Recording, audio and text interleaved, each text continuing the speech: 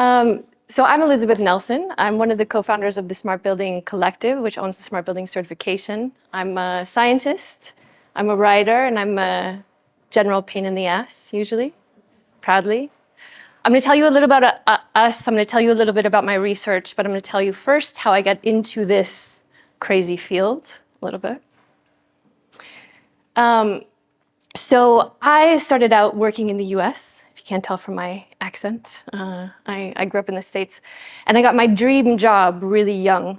I started working at this agency, and I was this amazing researcher, and we worked on deep insights into Coca-Cola and Nike and EA Sports and Starbucks and all of the big American brands.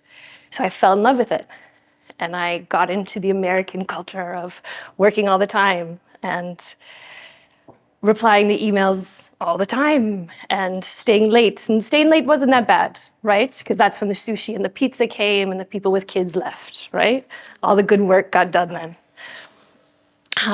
But then I started having these sort of reactions to certain things. I couldn't sleep anymore, but I was really wired. So I'd have a wine before I went to bed, and I couldn't wake up in the morning, so I had a bigger cup of coffee. And if you've seen American coffee, it's already like a flower vase, tastes like shit. But evidently you have to have lots and lots of it, right? And it wasn't until I fell asleep during a bikini wax that I realized I had burned out from the job that I loved more than anything, and the job that I was great at, right? So I decided to research how we work, and I pitched a PhD in the Netherlands, actually, with the biomedical engineering department. My PhD is in biomedical engineering, the psychology department, which is now the empathetic technology department, and the business department to say, okay, what the fuck are we doing right with the way that we work, and what are we terribly screwing up? And why is it so interesting with the Dutch?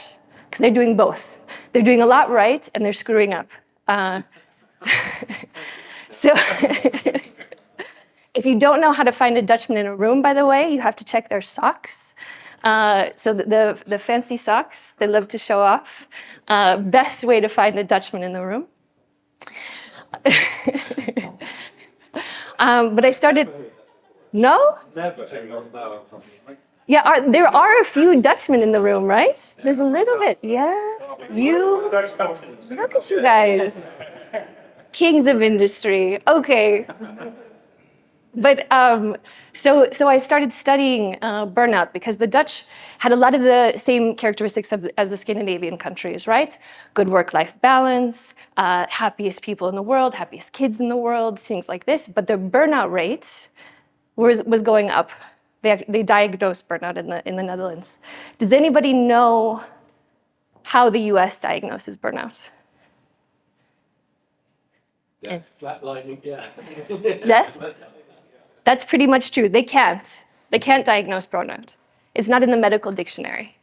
It's not something that they can do. They can tell you that you're at risk for high stress levels, heart arrhythmia, heart attack, death, all of these sort of things, but they can't tell you that you're actually burned out from work. So they tell you you're crazy or that you're dying, but they don't tell you that you're burned out from your work. So when you burn out falling asleep at a bikini wax and you start doing a lot of research into it, some people tell you that you should write a book. So I wrote a book. It's the red one right here. This is the closest she and I may ever get together, and I was so proud. I took about 20 minutes to make sure this photo looked how I wanted it. But so I wrote The Healthy Office Revolution, and it had to do with some of my research on healthy offices, on burnout, on how we work. And I'd like to do a little bit of an exercise, but okay, does anybody know first, what are the three, and this is diverse, right? Scientists have found a lot of different things, but the most agreed upon three things that contribute to burnout. This is an interactive session, by the way. I like really wild questions and crazy ideas, so everything is welcome. Three main things. Long working hours, interesting. No sleep. Sleep, yes. Sleep is one of them. Poor management. Poor management. It's a contributor, but it's not one of the three things. Also long working hours. Low air quality. Uh, not when these are psychological facets or lifestyle choices. Well, excessive coffee. Excessive coffee? No. What? Restless. Restless, physical it's a contributor, but it's not one of the three. So, anything else? Should I tell you? No solidarity. Oh, yeah. Absolutely. That can make you sick quite quickly. I have another story about that if you want to talk about it later. Maybe. So the three main contributors that most researchers have found is sleep, stress, and lack of control. Now, what's interesting about those three things? Failure to sleep, lack of control, and Stress. They're incredibly intertwined, right? So Yeah. if you're really stressed, you sleep well. If you have no control of your work, do you feel stressed? And so it snowballs. And that's what happens with burnout. It builds up over a long time, and it works to tear down the body and the mind over the long term, and it takes a long time to get out of.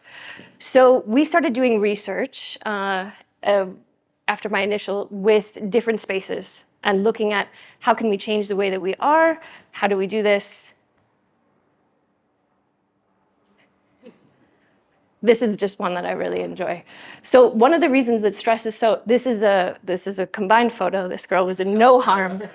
There was nothing to worry about. But the reason that stress is so powerful these days is because we don't relate the same way that we do to stress. We don't react, right? What would happen if we were chased by a lion? We would run, right? We would get our heart going. It would create the happy hormones in our brain eventually. We would sweat. We would get some of our stress hormones out of our body. Maybe we would cry. Also another good way to get stress out of your body, if you can sweat and cry at the same time.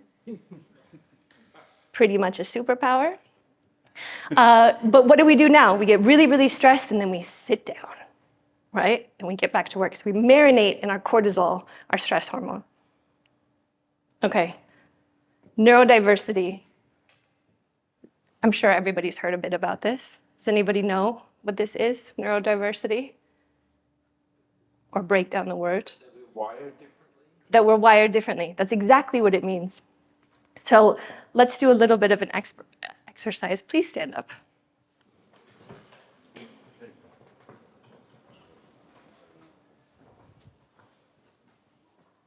So I'm going to ask you something about yourself.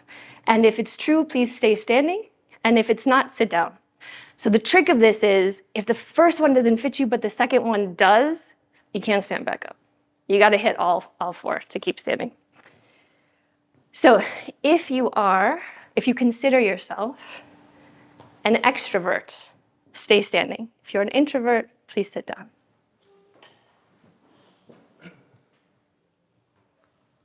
I'm also a sitting downer for all of these questions, by the way.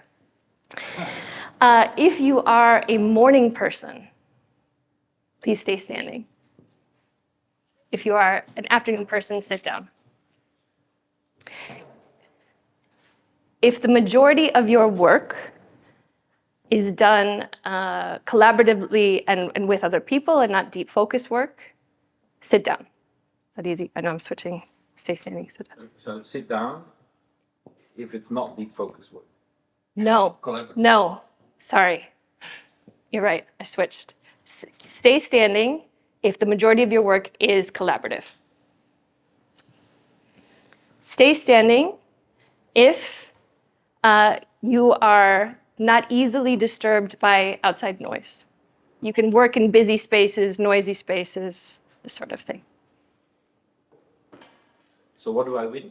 Yeah. No, so that's the grand question, right? Who are these people? Yeah.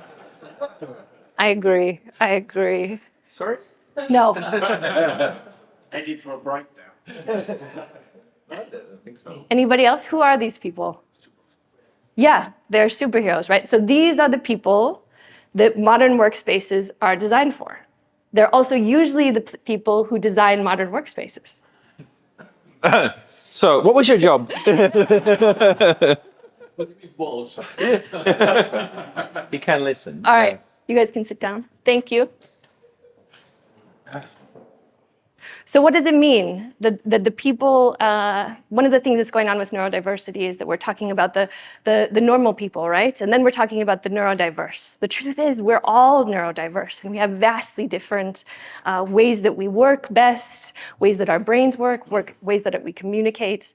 And we did that exercise in a more experimental setting at booking.com to look at how they use the space, how are they each understanding it, how are they best using it, how the introverts were finding our introverted spaces, also a good story I can tell you later if you want.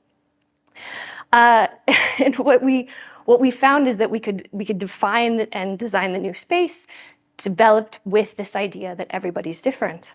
But too often the normal people design for the normal people, but the normal people is probably less than 15% of the population.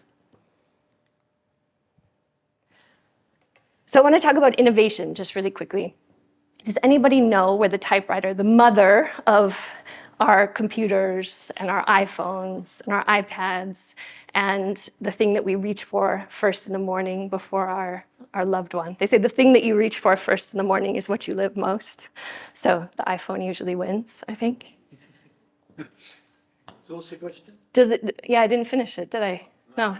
It was a dramatic pause. Yeah. So does anybody know where it came from? Why did we invent the typewriter? Why? Press. Press? Interesting. Standardize. But we had the press before the typewriter. We had the modern day press. Speed up the press. Okay, sorry. Standardize. So Standardize. writing all look the same. Interesting. No? Anybody? We invented the typewriter for a blind woman. Someone who didn't represent the majority at all, very much the minority, and yet it's become this amazing thing. Another great invention came out of something that was diagnosed. Does anybody remember the hysteria, women getting diagnosed with hysteria? Yeah. Yeah. So women over 100 years ago were being diagnosed with hysteria. They were hysterical. Oh my God. The things that you could have that made you hysterical, anybody had. It was sore joints, headaches, emotional, heaven forbid. And it wasn't just because it sucked to be a woman 100 years ago. Postpartum depression, different things like this. So they were sure that these women were hysterical, and the vast majority of women had hysteria, right? So they had to do something about it. And it was the time of Tesla, so they realized, like, oh, with electric currents, we can do these amazing things, right? So they invented a machine to move very quickly, to vibrate, and to massage the outside of the woman's vagina, right? And which wasn't sexual because only penetration could create an orgasm for a woman. That's a clitoris joke, you guys. You can laugh. And they cured these women of hysteria. It was amazing. Some of them came back again for another treatment. But they were right. Their hypothesis was right? So the question is, what can typewriters and dildos teach us about innovation, right? Have you heard this one recently? No, not phrased like What we can learn is that things that are made for the minority who need them can be adopted by the masses. And that sometimes when we're sure we're right and we're dead wrong, we need to take the win and lean into what we found out, because something amazing could be created. So self-regulation and self-discrepancy. Have anybody here heard of these theories? Has a huge relation to technology. So self-regulation is a lot of what you look at with the feedback technologies. So we have diabetics are the kings of this industry, right? They measure their blood, they find out their sugars, they adjust. And we have this with everything. We get feedback, we adjust, we move on. And what's interesting with technology is that we have now this superpower of being able to measure so much, being able to adjust ourselves, whether it be actively or passively, What also happens that's super interesting is self-discrepancy. It's where the technology doesn't agree with what our perception is. So there was a great experiment that a friend of mine did at the University of Antwerp, and he had people go through a smoking building, following smoke technology. And what he had them do was go into the smoke, or that's what they should have done. What percentage of people do you think went into the smoke? 5. 5%? No. 0%? No. The vast majority of people follow the technology into the smoke. Why is that? Is it because we're idiots and we can't look at the situation? No, it's because our human beings are super efficient, right? We outsource things to technology. So phone numbers. Who knows more than 5 numbers that they've learned in the last 5 years? I don't. Who doesn't ever use navigation to get anywhere? No, because we're efficient. That does that meager task, right? We're doing something more important. It's good. It's actually really, really good. But we have to realize is that when we outsource to technology, we trust it, right? So now I have a little thing on my keychain from Apple that beeps every time I don't remember where it is. And now I have lost the ability to keep track of my keys. But it's the good and the bad, right? We have to, with great responsibility comes, with great power comes great responsibility, as Spider-Man's uncle said. So solving problems. I wanted to talk about this because it's the funniest example I've had in one of my workplace studies. So has anyone heard of, what is it called?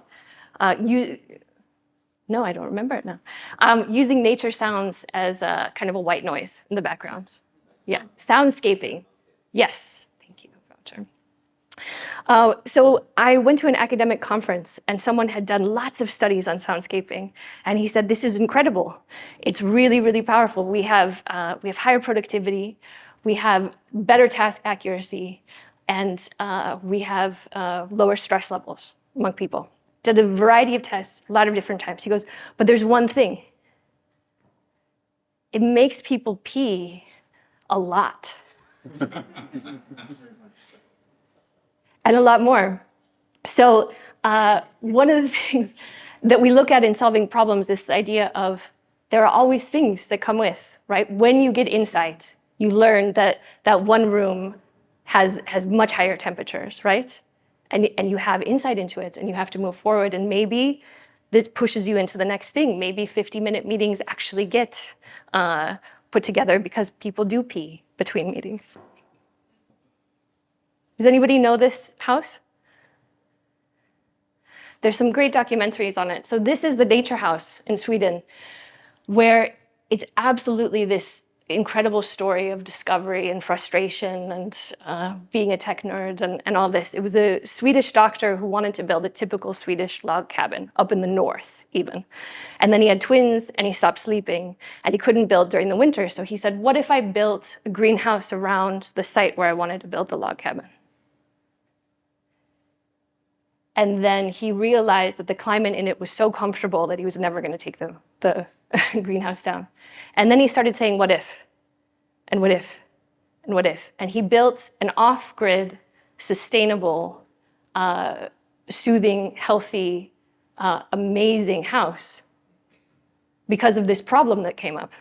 Because he found out he was wrong, that he didn't want to build a log cabin. I was going to tell one more funny story. I don't know. You guys have the appetite for it? But okay. Yeah. All right. So I want to talk about data and intimate data, kind of at the birth of the occupancy sensors. There was a Swedish law firm, even better. I'm half Swedish, so I can say this. Swedish people can be very reserved and get a little bit uncomfortable with certain things. So a Swedish law firm put in occupancy sensors into their building, the old-fashioned kind. But they put them everywhere. And they found out that people were having sex in the bathrooms. So what do you think that they did? They built more bathrooms. Comfier bathrooms. They should die. Yeah, the Dutch. The Dutch are here, you guys. How were the productivity numbers? Productivity went up? I think that otherwise, I don't know. I don't know. It solves hysteria.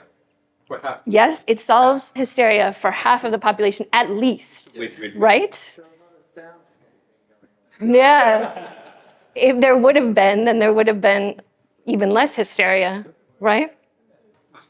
How did they find out they were having sex in the bath? Because there was occupancy sensors in the bathrooms. You can do many things in the bath.